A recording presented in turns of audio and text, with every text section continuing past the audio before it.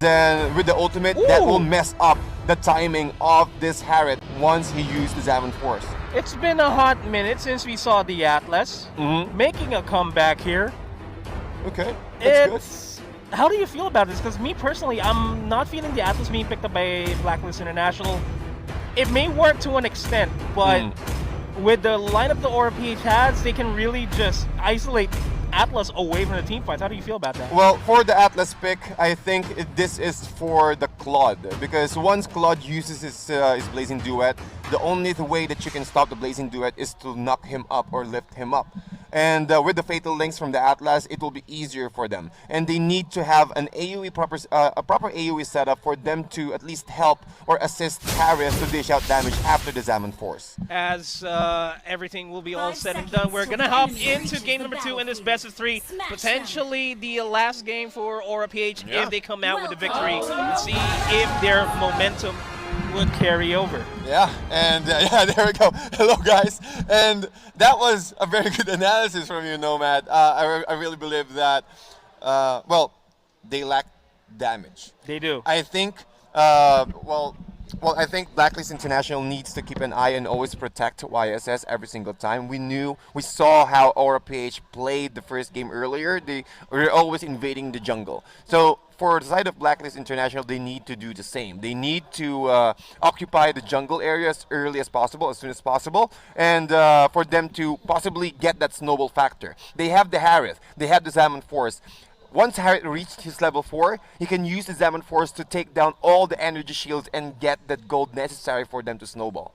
But will we actually see that from Blacklist International, considering the fact that, yeah, Popol and Koopa will be relegated relatively in the mid lane so far, will not be roaming as much compared to the Atlas? Do you think that they will be able to invade the jungles as effective? Possibly, possibly. If, oh, this is a support Popol and Koopa, but he went for an Avarice, so he might be a support emblem, but with a an attack or a core itemization here for this Popol and Koopa. But look at this, ladies and gentlemen.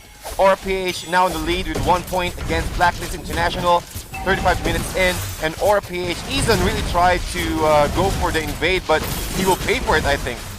He will definitely pay the price for that invade. Wasn't able to secure the buff himself, wasn't able to buy a lot of time for the invade to make it happen, and he might potentially be picked off again. And just like what happened during game number 1, the main story here is that he was picked off quite early, a lot, frequently for that matter. And I don't know, judging by the way that this start has been going for Essen, do you think that he should continue on with just solo invading? Well, Atlas is well, more of a team fight, just more of a lane, static lane tank. Because, well, yes, he can provide information once he saw or once he went to the jungle area of the enemy team, but he can't do much. He's not like Tigreal where he can use his Sacred Hammer to reset the HP of the buff. And as you can see, he went really deep near the near the jungle area, and he's getting punished right now. He went for the perfect match. Yes, you do have the additional damage reduction, but after that, there's really no way that you can get out of those sticky situations unless unless you decided to burn your flicker out.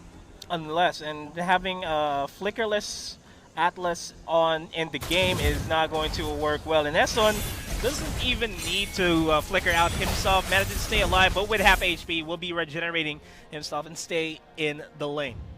But I think that's a very reasonable attempt for Eson, because once you're in the jungle area, your monster or the jungle creep will their HP will increase. It really depends on how many heroes were there. So I think that's the main idea why Izan decided to go deeper onto the orange buff of AusterForce. But look at this, AusterForce now just able to clear out the wave and also the jungle area quite easily, and then they will transition into the top lane, making sure that they will apply the same strategy that they made earlier. Take down the Harriet as early as possible. Defend the main energy shield of this top lane. Yeah, and as we see right here, already being level 4, this Wise will be able to get a lot of information with the Mountain Shocker as to where the rest of Aura is as we speak. But Oh My Venus is doing a good job just keeping Greed and JP at bay, while Isan, still not level 4, will be waiting for an opportunity to use the Fatal Links effectively. And I feel like the synergy of all the ultimates whenever they're going to go into a full-on combo will work well for Blacklist International if they time everything correct. I completely agree here. Blacklist International has the upper hand, has the right position there for the first turtle take, but AusterForce, as you can see, both Greed and Raflesia are already looking at the turtle cave, and for sure they need to contest. But the big question is, can they steal this? Because the HP of the turtle is almost quarter the HP left, so they need to be fast, they need to be quick, because if Blacklist International were able to take down the turtle, that will give them significant amount of gold, and also that shield for their core hero to play much more aggressively, and that's the main play style. That's the thing that they need to do here for Blacklist International. They need to play aggressively. They don't need to, or at least stop the bleeding, stop the momentum of AusterForce from going snowball, exactly as game 1. Yeah, and I just want to ask though, with Atlas, again, we've been talking about Atlas a lot since the start of the game because we don't see typically Atlas being picked up as much anymore. But do you think that really Atlas has a place in the current meta that we have right now? Yeah, well, Atlas is really good because as the meta is shaping for MPL Season 7, we're looking at 2 playstyles at all. First playstyle is go for the hyper-aggressive playstyle, 4-4-1 play. It means that 4 of your heroes will group up together, apply pressure in a single lane, while the other one will go to the other lane and try to take down the turrets, take down the energy shields as early as possible. That's the first playstyle that is starting to shape all throughout the meta. And the second playstyle is more of a team fight oriented. Get your ultimates up and ready, and then go for a team fight. Go for a full team fight as early as possible, just like so. But Isan here still not level 4, and AusterForce was a little bit way too late for that turtle take. Yeah, way too late, but it's worth it to an extent because they don't lose a member off of that turtle attempt to steal it. But the ejection from Greed, from Raflesia, makes sure that Greed is all safe and sound. As Oh My Venus dishes out a lot of damage onto Greed. Indeed. Over in the mid lane. Yeah, look at this. The movement speed, the Soul Bloom nerf. I think it's a nerf instead of a balance there for the Matilda. It will also divide the damage from the Soul Bloom. There's a big chance that the one of the Soul Blooms or the Wisp will go into the minion. Not completely all of the Soul Blooms will go to the main hero. So I think that's a big problem here. However, look at this. Oh My Venus just going for a static lane here, trying to get his items as early as possible, taking advantage of the Avarice, but Benicuri already has it. Raflesia eyeing out Oheb, but not expecting Essen to be in position himself. And here comes the 2-man Fatal Link. First Fatal Link that we see today with the Down of Force as well. Deadly Cash will be thrown out, and Benicuri will be the first one to fall down here. Next up in line is going to be Greed, but Raflesia falls down on the hands of Oh My Venus, and the flame shot misses thanks to Greed's flicker. Wow. That was a well-timed flicker there from Greed, just making sure that there will be no chance for Blacklist International to get that pick off. However, Oheb also uses AusterForce perfectly, but we've seen the whole scenario here. Fatal Links into a AusterForce. AusterForce, yes, he does have the slow, but they don't have that much damage. Wise is still farming, still getting his items as early as possible, but you want to do that kind of setup as at least 3 members were there. Well, there's a bigger there was a chance that they are able to take down Benicuri, but after Benicuri uses his Deadly Catch, he almost controlled 2 or he almost countered this this combo from Isan and also from the Harriet. So that's way too easy for AusterForce to cancel. So I think they need to group up together. Try to copy the playstyle of AusterForce. Again, fight fire with fire, as they say. So if you're going passively, it will give a lot of opportunity for AusterForce to again capitalize as early as possible.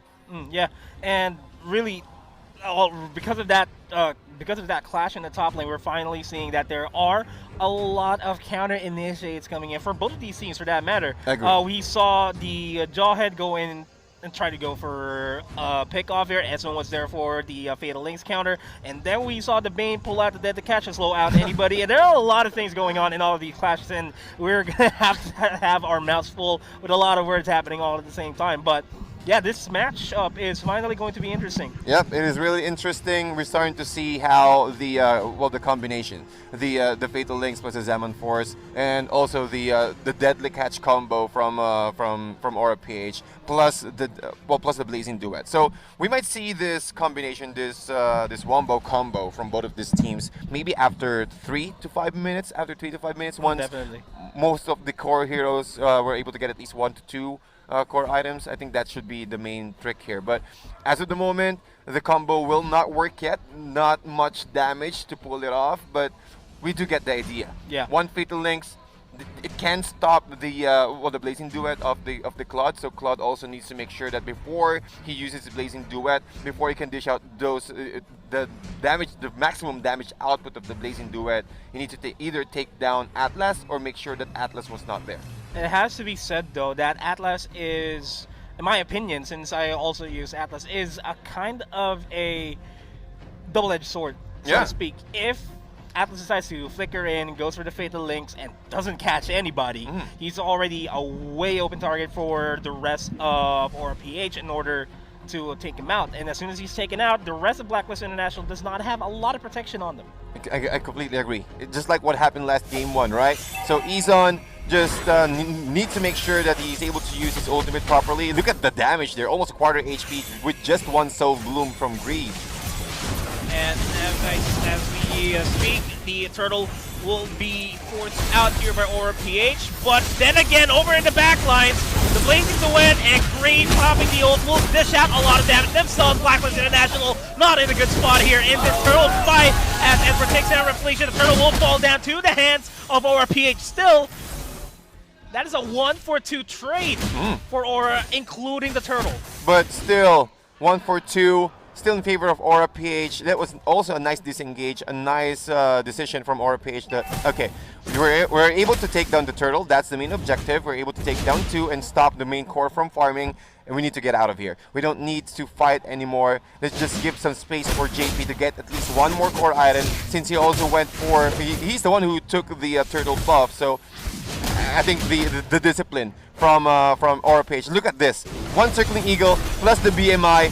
Atlas saw that he's using the Blazing Duet, immediately uses the Fatal Links, and then Benecutie immediately uses the Deadly Catch as well. So there's no space for Blacklist International to fight within that area. That's also one of the best ways for them to move out some spaces here.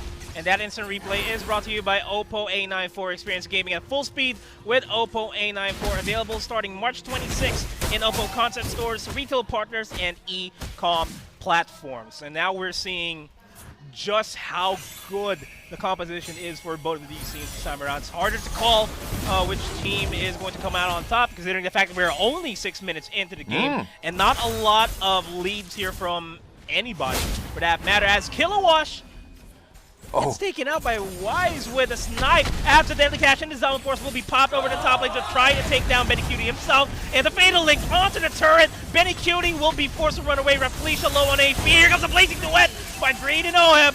And Esson will fall down finally. Oh my Venus is also there trying to wait for JP, but JP got stunned. Venus.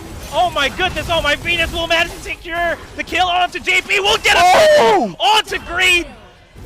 That did not go into plan for Aura-PH. Wow, patience is a virtue, says Oh My Venus. We're gonna pick you up. I'm gonna pick you up 1 by 1 with the use of Koopa, and with that, you're able to turn things around. Yeah, you were able to take down 2 members, but we're able to take down 2 of your main core, and also gave some time for Wise to steal or sneakily take that turtle away from Aura-PH. That was a perfect usage or perfect discipline there from Oh My Venus. Yeah, we're seeing signs of life here from Blacklist International as the Deadly Catch, not even enough to prevent the Fatal Links from coming in, as well as the AusterForce from Oheb, and Benecutie will be taken out. Greed forced to pop the ult, but will get taken out. And look at the damage output by JP with that Blazing Duet, almost taking out Wise, going in deep onto Oh My Venus, but it's not enough. Will get taken out himself. Aura-PH now getting way too confident, taking in fights one by one, which is really risky.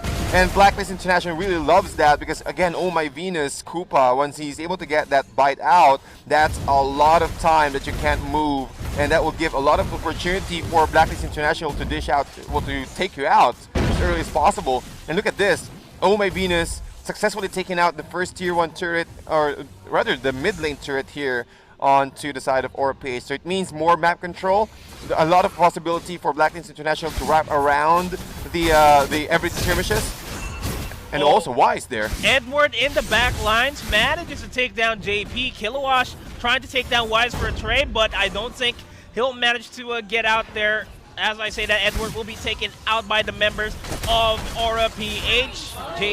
Kilowash will be zoned out here. Perfect usage of the Frigid Breath from Eason, slowing down and also pulling Kilowash just at the right moment before he uses his Shunpo. And Blacklist International really was showing a lot of signs of life here. They're really feeling it right now, slowly occupying the AusterForce territory every single time. And AusterForce need to do something about this. JP was also having a very difficult time now. 0-3-5 as his KDA, and also Wise almost able to finish his disc turtle in a solo. Yeah, a lot of impatient plays from AusterForce that we've noticed time and again. Beautiful usage of the Mountain Shocker to gain information onto where AusterForce is. And how do you think should AusterForce play this at this point? Well, at the moment, they need to play it carefully now. They cannot fight, or play just like what happened last game 1. They need to take advantage of the brush mechanic. They need to get that surprise factor, take out Oh My Venus as early as possible, and then, or possibly stop the Atlas from getting or for positioning himself on much more better ground, just like so. Rafflesia, he's just waiting for Eason there. Try to use the ejector, try to provide at least, or try to seek more information how AusterForce will position themselves, and then fight as 5. Wait for the Fatal Links. Because once Eason went for the Fatal Links, automatically, Oh My Venus and also Oheb will use the Zaman Force. Wait for it. Force Oheb to use Zaman Force and then kick him out of there.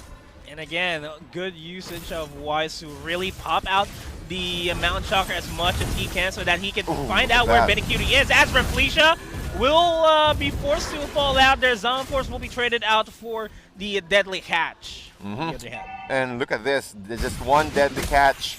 Even though the cooldown of Deadly Catch is way too high, but looking at that scenario, they can easily stop the aggression of Blacklist International with just one ultimate. And Benecutie not really having a very good time here. 0-2-2 as his KDA, but he still has the mystery shop. I saw him earlier purchasing the Clock of Destiny, and I think he just needs one more, or rather, I think he went for a Winter Truncheon also. Oh no, Kilowash managed to do his job. He's getting a lot of members from Blacklist away from the mid lane, and he did also manage to take that turret over the top lane. That's already more value than he wanted to. It would be better if he made it out alive there. But as the Lord has spawned, it is a Luminous Lord, about to be a Luminous Lord for that matter. Blacklist International will have an opening here. I think they will not wait for the Luminous Lord anymore, okay? Unstoppable Force. Oh, Rafflesia will get taken out, and Aura, 2 members down. This First Lord will have to be given away, and Greed will be taken away as well, unless Edward not managing to secure the kill. Benecutie hiding in the brush, waiting for anybody to show themselves here, as Greed is forced to pop out the ult, try to give out a lot of damage onto Edward, but not going to happen himself. That's the Lord down, 3 members falling down inside of AusterForce. A lot of pressure from Blacklist. AusterForce now at the side of their seats here, really having a difficult time how they will play it out, because Oh My Venus's Popol and Koopa, the Bite M Koopa, and also the Traps are really making it difficult for them to position themselves. Well, it's only Rafflesia who can who can check the brushes, but with the Mountain Shocker, Blacklist International can easily find or gather information, and I think and they will push the turret as easy as that with the help of Koopa as well, and also the blood passive from YSS along with the Lord. And this is looking like a replay of what happened during game number 1 to Blacklist International, or just making them have a taste of their own medicine here, as they are finally seizing up the Lord, seizing up the base. No matter what they do, Blacklist International will still dish out a lot more damage compared to AusterForce, and this game is going to go to Blacklist International, ties up the series, forcing a game number 3. Fight fire with fire. Blacklist International